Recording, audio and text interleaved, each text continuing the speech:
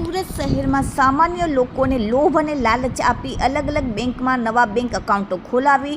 Instant કીટો તથા sim card મેળવી લઈ રાજસ્થાન ખાતે મોકલીને રાજસ્થાનથી ઇન્ટરનેટના માધ્યમ દ્વારા દેશના જુદા જુદા ભાગોમાં સાયબર ક્રાઇમના ગુના આચરવામાં મદદ કરતી અલગ અલગ ગેંગને ઝડપી પાડતી સુરત શહેરની કાપોદ્રા પોલીસની ટીમ. કાપોદ્રા પોલીસને ખાનગી બાતમી મળી કે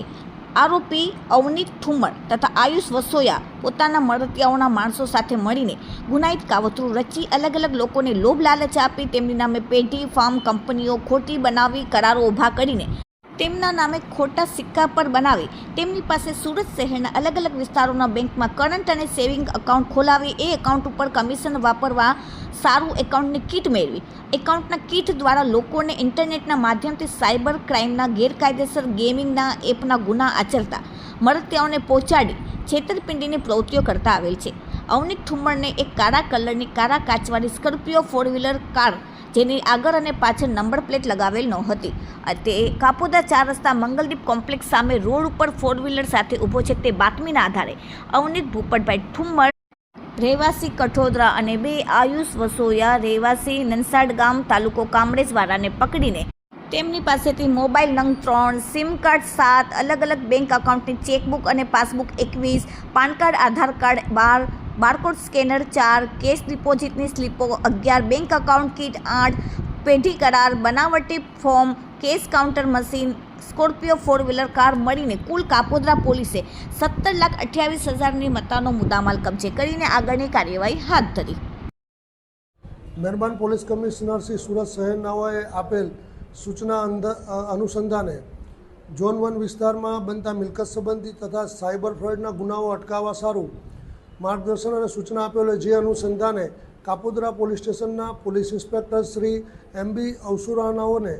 તેઓના સર્વેલન્સ સ્ટાફ તથા અંગત બાતમીદારોથી બાતમી હકીકત મળેલ જે બાતમી હકીકતના આધારે કાપોદ્રા 4 રસ્તા પાસે આવેલ મંગલદીપ કોમ્પ્લેક્સમાં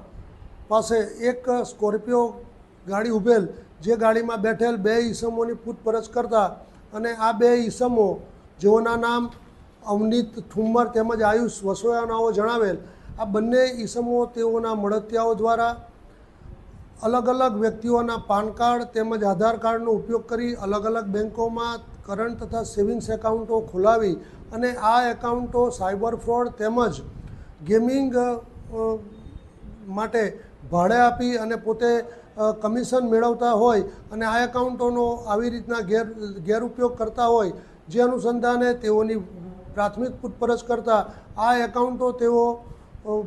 ભારતમાં તથા ગુજરાત રાજ્યની બહારના અન્ય રાજ્યોમાં અન્ય વ્યક્તિઓને ભાડે આપતા હતા અને તેઓ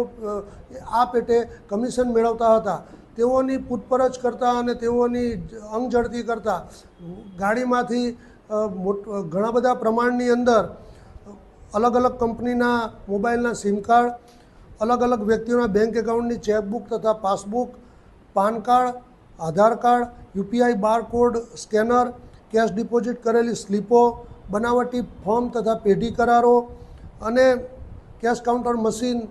મળી કુલ કિંમત રૂપિયા 17,28,000 જેટલાનો મુદ્દામાલ કબજે કરવામાં આવેલ છે. આ હકીકતના આધારે કાપોદ્રા પોલીસ સ્ટેશન ખાતે BNSની કલમ 318(4), 363(2) વગેરે મુજબનો ગુનો રજીસ્ટર કરવામાં આવેલ છે અને હાલ આ ગુનાની તપાસ second point Shri MR Solanki Kapodra police સ્ટેશનનાઓ કરી રહેલ છે.